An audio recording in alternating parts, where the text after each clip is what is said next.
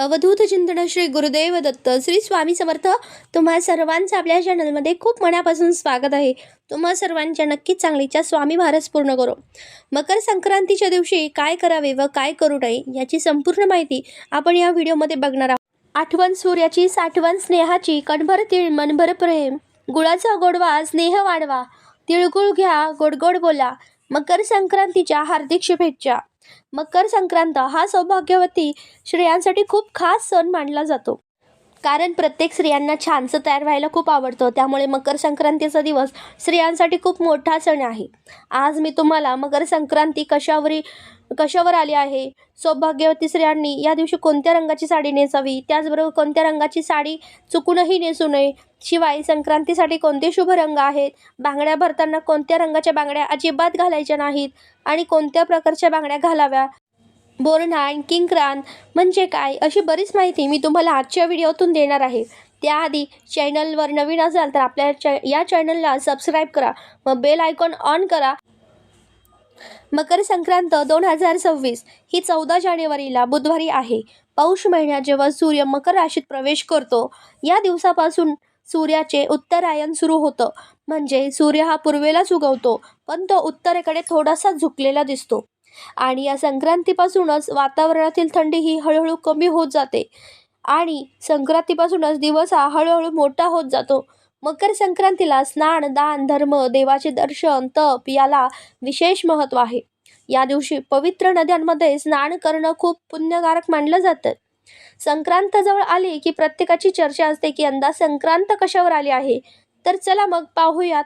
यंदा मकर संक्रांतीचा जो काही पुण्यकाळ आहे, बुधवार 14 जानेवारी 2026ला दुपारी ठीक 3:06 सूर्य हा मकर राशीत प्रवेश करणार आहे. तर संक्रांतीचा पुण्यकाळ हा 3:06 ते सूर्यास्तापर्यंत आहे, म्हणजे 6:20 असणार आहे. आणि हा 3:06 तर ते 6 ते 20 पुण्यकाळ मानला जातो. याच कालावधीमध्ये तुम्ही दान, धर्म, कर्म करू शकतात. हिंदू धर्मात संक्रांत ही एक देवता मानली गेली असून प्रतिवर्षी ती येताना वेगवेगळ्या वाहनांवर बसून येते. यावर्षी मकर संक्रांत वाघावर बसून येईल, म्हणजे मकर संक्रांतीचे वाहन वाघ आणि उपवाहन घोडा असेल. तिने पिवळ्या रंगाचे वस्त्र परिधान केलेले असून हातामध्ये गदा घेतलेले आहे. तिने केशराचा तिलक लावलेला असून वयाने ती कुमारी आहे. लेल्या अवस्थेत असून तिचे वासा करता जायचे फूल तसेच ती पायस म्हणजे खीरभक्षण करीत आहे. सर्प जाती आहे, भूषणार्थ मोती धारण केला आहे. वार व नक्षत्रे नाव मंदाकिनी असून समुदाय मुहूर्त 45 आहे. पूर्वेकडून पश्चिमेस जात आहे व वायव्य दिशेस पाहत आहे. संक्रांतीने ज्या वस्तू परिधान केल्या आहेत त्या वस्तू महाग होतील. संक्रांत जिथून आली आहे त्या लोकांना सुख मिळेल. या दिवशी सूर्याला चंदन मिसळून अर्पण केल्याने पद मान वाढतो. तसेच संक्रांतीच्या दिवशी दात घासणे वर्ज्य आहे. तामसिक भोजन करणे, अभद्र बोलणे, झाडे तोडणे व कोणत्याही प्रकारची नशा करणे वर्ज्य आहे. तसेच या दिवशी मोठ्यांचा अपमान होईल अशी कार्य आपल्याला चुकून देखील करायची नाहीत. या दिवशी आपल्या घरामध्ये चुकून देखील मांसाहार बनवता कामा नये. आता बघा, संक्रांतीला स्त्रियांना प्रश्न पडलेला असतो की या दिवशी कोणत्या रंगाची साडी नेसावी किंवा कोणत्या रंगाची नेसू नये.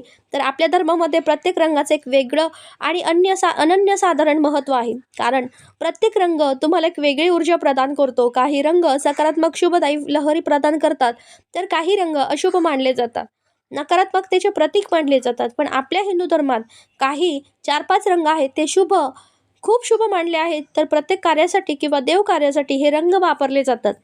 त्यामध्ये पहिला रंग आहे तो म्हणजे हिरवा.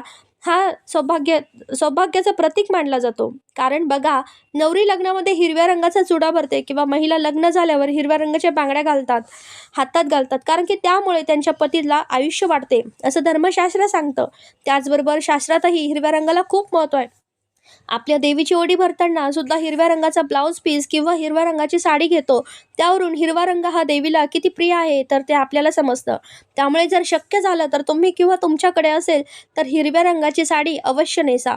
पण हिरव्या रंगाची साडी नसेल तर आपल्या हिंदू धर्मशास्त्रामध्ये लाल रंग हा सुद्धा खूप शुभ मानला जातो. तुम्हाला रोज देवाची पूजा करताना किंवा कोणतीही पूजा मांडताना आपण पाटावरती लाल रंगाचे वस्त्र टाकतो, कारण लाल रंग हा सर्व देवांना त्याचबरोबर माता लक्ष्मीला सुद्धा अत्यंत प्रिय आहे. हा रंग सौभाग्याचा उमंग, ध्येय आणि नवीन जीवनाचे प्रतीक मानला जातो. त्याचबरोबर आपल्या सौभाग्यातील एक सर्वात महत्त्वाची गोष्ट म्हणजे कुंकू. हे सुद्धा लाल रंगाचं असतं, कारण की सौभाग्यातील सगळ्यात महत्त्वाची गोष्ट म्हणजे हळदी कुंकू. त्यामधील कुंकवाचा रंग हा लाल असतो, त्यामुळे लाल रंगाचं महत्त्व हे खूप जास्त असतं. त्यामुळे शक्य असेल तर तुम्ही मकर संक्रांतीला लाल रंगाची साडी नेसू शकता. पुढचा आहे केसरी रंग. केसरी रंगाची साडीसुद्धा नेसू शकता. हा केसरी रंग त्याग, ज्ञान, शुद्धता आणि सेवेचे प्रतीक आहे. छत्रपती शिवाजी महाराजांच्या सेनेचा ध्वज रामकृष्ण आणि अर्जुन यांच्या रथाचे ध्वज केशरी रंगाचे होते, कारण की केशरी रंग हा शौर्य, बलिदान आणि वीरता यांचे प्रतीक मानला जातो. तसेच केशरी रंग हा दैवी शक्तीचे प्रतिनिधित्व करतो. या रंगातून एक सकारात्मक ऊर्जा प्रवाहित होते. त्यामुळे तुम्ही केशरी रंगाची साडी जरी घेतली तरी तुम्हाला सुद्धा एक नवीन प्रकारची ऊर्जा मिळते. त्यानंतर सर्वात स्त्रीवर्गाचा आवडीचा रंग म्हणजे गुलाबी रंग. गुलाबी हा प्रत्येक स्त्रीला गुलाबी रंग खूप आवडत असतो. गुलाबी रंग हा प्रेमाचा रंग मानला जातो. तसेच हा रंग आनंदाचा प्रतीक सुद्धा मानला जातो. गुलाबी रंग हा नेहमी स्त्रियांना आकर्षित करीत असतो. स्त्रीचं वय काही असो तरी देखील त्यांना गुलाबी रंग हा आवडतोच. गुलाबी रंगाचे कपडे परिधान केल्यामुळे आपलं मन देखील खूप प्रसन्न होतं. एक वेगळीच एनर्जी आपल्याला मिळत असते. गुलाबी रंगामुळे सुख समाधान येतं आणि मन सुद्धा शांत राहतं. त्यामुळे गुलाबी रंगाचं वेगळंच असं काही महत्त्व आहे. त्यामुळे तुम्हाला संक्रांतीला गुलाबी रंगाची साडी तुम्ही अवश्य नेसू शकता. हे झालेत शुभ रंग. संक्रांतीच्या दिवशी अशा रंगाचे कपडे परिधान केल्यामुळे हे रंग बाहेरची उष्णता शोषून घेतात आणि आपले शरीर उबदार ठेवतात. थंडीपासून आपलं संरक्षण व्हावं म्हणून गडद रंगाचे कपडे या दिवशी घातले जातात. त्याचबरोबर तुम्ही चिंतामणी कलर, पोपटी कलर, राणी कलर, क्रीम कलर अशा रंगाच्या साड्यासुद्धा नेसू शकता. तसेच या दिवशी काळ्या रंगाची साडी आवर्जून घातली जाते. या सर्व रंगाच्या साड्या तुम्ही या दिवशी नेसू शकता. फक्त पिवळ्या रंगाची साडी नेसायची नाही, कारण संक्रांती देवीने ज्या रंगाचे वस्त्र परिधान केलेले असते त्या रंगाची साडी किंवा वस्त्र या दिवशी परिधान करू नये असं सांगितलं जातं. म्हणजे ही पद्धत पूर्वीपासून चालत आली आहे. यावर्षी म्हणजे 2026ला यंदा संक्रांत पिवळ्या रंगावर आली आहे. त्यामुळे यावर्षी संक्रांतीला पिवळ्या रंगाची साडी आपण चुकूनही नेसायची नाही. त्यानंतर बांगड्याबद्दल सांगायचं झालं तर संक्रांतीला प्रत्येक स्त्रिया बांगड्या भरत असतात. 16 शृंगार यामध्ये बांगड्यांचा समावेश असतो. त्यामुळे आपल्या हिंदू धर्मात बांगड्यांना सुद्धा खूप महत्त्व आहे. संक्रांतीला सर्व स्त्रिया छान छान काठापदराच्या साड्या घालतात, ओवसायला जातात, हळदी कुंकू करतात, तिळगुळ देतात आणि त्यामुळे आपल्या हातामध्ये दोन दोन तरी काचेच्या बांगड्या असायलाच पाहिजे. तुम्ही हिरव्या रंगाच्या बांगड्या घालण्याचा प्रयत्न करा, कारण हिरवा रंग हा शुभ आणि सौभाग्याचं प्रतीक मानला जातो. असं सुद्धा म्हणतात की हिरव्या रंगाच्या बांगड्या घातल्यामुळे आपल्या सौभाग्यामध्ये वाढ होते, म्हणजे आपल्या पतीचं आयुष्य वाढते असं धर्मशास्त्र सांगते. त्यामुळे शक्यतो तुम्ही काचेच्या आणि हिरव्या रंगाच्या बांगड्या घाला. बांगड्या घालताना एका हातामध्ये 6 आणि दुसऱ्या हातात 7 अशा प्रकारच्या घालायच्या आहे.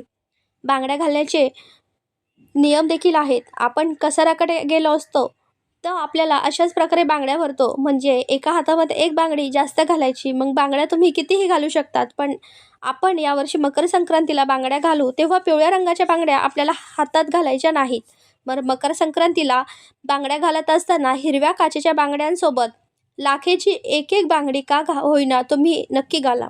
हिरव्या काचेच्या बांगड्या घालण्याला अनन्यसाधारण महत्त्व आहे. तुम्ही सोन्याच्या कितीही बांगड्या घातल्या तरी देखील काचेच्या हिरव्या बांगड्या आवर्जून घाला. बांगड्या घालत असताना मेटलच्या बांगड्या किंवा प्लास्टिकच्या बांगड्या चुकून देखील घालू नका. पिचक्या बांगड्या हातामध्ये ठेवू नका, त्यामुळे आपल्या घरामध्ये दारिद्र्य येतं. त्यासाठी पिचक्या बांगड्या असतील तर ते लगेच हातामधून दूर करा. आता सगळ्यांना पडलेला प्रश्न म्हणजे पिवळ्या रंगावरती संक्रांत आली आहे, या कारणाने आपण हळद कुंकू लावावे का, हळद लावावी का? तर हळद ही पिवळ्या रंगाची असते तरी देखील आपण हळद लावू शकतो, कारण की देवीने केशराचा टिळा लावलेला आहे. त्यासाठी केशराचा जो टिळा आहे तो आपल्याला या दिवशी लावायचा नाही. आणि आपण पिवळ्या रंगाची हळद वापरली तरी काहीही हरकत नाही. फक्त वस्त्रांसाठी आपल्याला पिवळा रंग जो आहे तर तो वर्ज्य करायचा आहे. सणासुदीला आपण दागिने घालत असतो, कारण की दागिन्यांशिवाय आपल्याला कोणता शृंगार हा कंप्लीट होत नाही. तर सोन्याचे दागिने देखील पिवळ्या रंगाचे असतात. तर मकर संक्रांतीला सोन्याचे दागिने घालावे का असा प्रश्न देखील बरेच जण विचारतात. तर दागिने तुम्ही घालू शकतात, कारण फक्त आपल्याला वस्त्राचा जो रंग आहे तर तो पिवळा आपल्याला वर्ज्य करायचा आहे. सोन्याचे दागिने, हळद तुम्ही वापरू शकतात. यावर्षी मकर संक्रांतीला संक्रांती देवीने मोती धारण केलेला आहे. त्यासाठी तुम्ही मोत्याचे दागिने जे आहेत तर ते दागिने वापरायचे नाहीत. या व्यतिरिक्त तुम्ही सोन्याचे दागिने वापरू शकतात. यावर्षी संक्रांती देवीने वासाकरता जाईचे फूल घेतले आहे. त्यासाठी आपल्याला जाईच्या फुलाचा गजरा हा अजिबात घालायचा नाही. या व्यतिरिक्त तुम्ही गुलाब, शेवंती, मोगरा, अबोला अशा फुलांचा गजरा घातला तर काही हरकत नाही. फक्त आपल्याला जाईच्या फुलांचा गजरा हा वर्ज करायचा आहे. यावर्षी संक्रांती देवीने पायस भक्षण करीत आहे. म्हणजे पायस म्हणजे खीर. तर या दिवशी खीर आपल्याला चुकूनही देखील खायची नाही. तुम्ही कोणतीही खीर या दिवशी खाऊ नका, कारण की देवी जे करत आहे तर ते आपण करू नये असं सांगितलं जातं. त्यासाठी ती पायस भक्षण करीत आहे, म्हणजे खीर खात आहेत. त्यासाठी या दिवशी आपल्याला खीर घरामध्ये बनवायची नाही. मकर संक्रांतीच्या दिवशी दान करण्याला अनन्यसाधारण असं महत्त्व आहे. या दिवशी तुम्ही नवे भांडे, गाईला घास, तीळ, पात्र, गूळ, तीळ, सोने, भूमी, गाय, वस्त्र, घोडा इत्यादींचे यथाशक्ती दान करू शकता. बुधवारी 14 जानेवारीला संक्रांत हा सण साजरा केला जाईल. तर गुरुवारी 15 जानेवारी रोजी करिदिन म्हणजे किंक्रांत हा सण साजरा केला जाईल. फार वर्षापूर्वी किंक्रासूर नावाचा एक राक्षस होता. तो लोकांना फार पीडा देई. त्याला मारण्यासाठी देवीने संक्रांतीचे रूप घेतले. या संक्रांती देवीने किंक्रासुराला ठार केले आणि लोकांना सुखी केले. संक्रांती देवीने मकर संक्रांतीच्या दुसऱ्या दिवशी किंक्रासूर नावाचा राक्षसाला ठार मारले आणि ज्याच्यातून प्रजेला मुक्त केले. म्हणून हा दिवस किंक्रांत म्हणून साजरा केला जातो. पंचांगामध्ये हा सण करिदिन म्हणून देखील ओळखला जातो. हा दिवस शुभ कार्याला घेतला जात नाही. या दिवशी कोणतेही शुभ कार्य केले जात नाही. किंक्रांतीच्या दिवशी स्त्रिया कुंकू समारंभ साजरा करतात. या दिवशी स्त्रियांनी शेणात हात घालू नये असे देखील सांगितलं जातं. केर कचरा काढण्यापूर्वी वेणी घालावी असं देखील सांगितलं जातं. तसेच या दिवशी केस देखील धुतले जात नाही. तसेच दुपारी हळदी कुंकू करतात. असे काही प्रथा देखील किंक्रांतीला महाराष्ट्रामध्ये पाळल्या जातात. तसेच या दिवशी बेसनाचे धिरडे करून खाण्याची देखील प्रथा आहे. किंक्रांतीच्या दिवशी चांगल्या कामाची सुरुवात करू नये, लांबचा प्रवास करू नये, देवाची पूजा करू नये. बघा, या दिवशी देवाची पूजा करून गोडाचा किंवा गुळाचा नैवेद्य अर्पण करावा. घरामध्ये वादविवाद करू नये. मन शांत ठेवावे. शांत चित्त ठेवून सर्वांचे आदराने वागावे. कुलदेवता व कुलदेवीचे सर्व देवांचे पूजन तसेच नामस्मरण करावे. नामजप करावा. ही काही कामे किंक्रांतीच्या दिवशी करावीत किंवा काही कामे वर्ष करावे. या दिवशी लांबचा प्रवास करू नये. तसेच या दिवशी शुभ कार्य देखील केले जात नाहीत. मकर संक्रांतीपासून ते रथसप्तमीपर्यंत हळदी कुंकू साजरा केला जातो. घरात बाळ जन्माला आल्यानंतर येणाऱ्या पहिल्या संक्रांतीचे खूप महत्त्व असतं.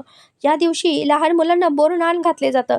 परंपरेनुसार ज्या पद्धतीने नवविवाहितेला हलव्याचे दागिने घालून सजवतात, त्याचप्रमाणे लहान मुलांना सुद्धा काळे कपडे घालून हलव्याचे दागिने घातले जातात.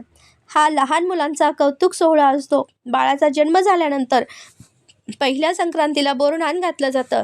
या शिशु संस्काराची व्याख्या म्हणजे लहान मुलांना उत्तम आरोग्य लाभावे म्हणून बोरनाण घालण्याची पारंपरिक पद्धत आहे. बोरनाणासाठी कोणत्याही मुहूर्ताची गरज भासत नाही. बाळ अगदी लहान असल्यापासून तर ते 1 ते 3 वर्षापर्यंत बोरनाण करता येते. काही ठिकाणी 5 वर्षापर्यंत देखील बोरनाण घालण्याची पद्धत आहे. या कार्यक्रमात बाळाला घालण्यासाठी काळ्या रंगाचा ड्रेस निवडावा. हलव्याचे दागिने घालावे.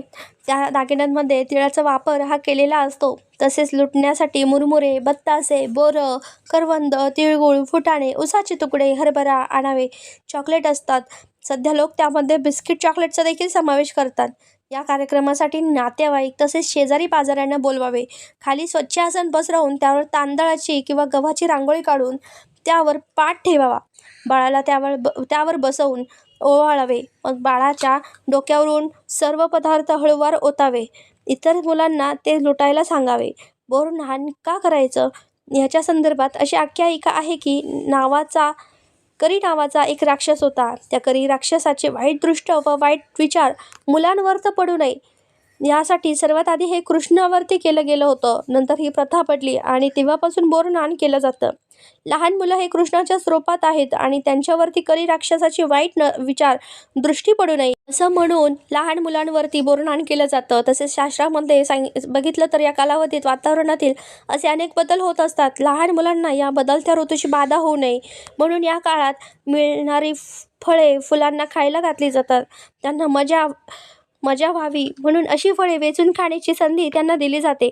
संक्रांतीच्या दिवसापासून रथसप्तमीपर्यंत आपल्या सोयीप्रमाणे कोणत्याही दिवशी बोरनाण करता येतं. आजच्या व्हिडिओमध्ये मकर संक्रांतीच्या सणाविषयी संपूर्ण माहिती देण्याचा प्रयत्न केलेला आहे. व्हिडिओ आवडला असेल तर जास्तीत जास्त लोकांपर्यंत नक्की शेअर करा. व्हिडिओ आवडला असेल तर नक्कीच लाईक करा, शेअर करा, सबस्क्राईब करा. श्री स्वामी समर्थ.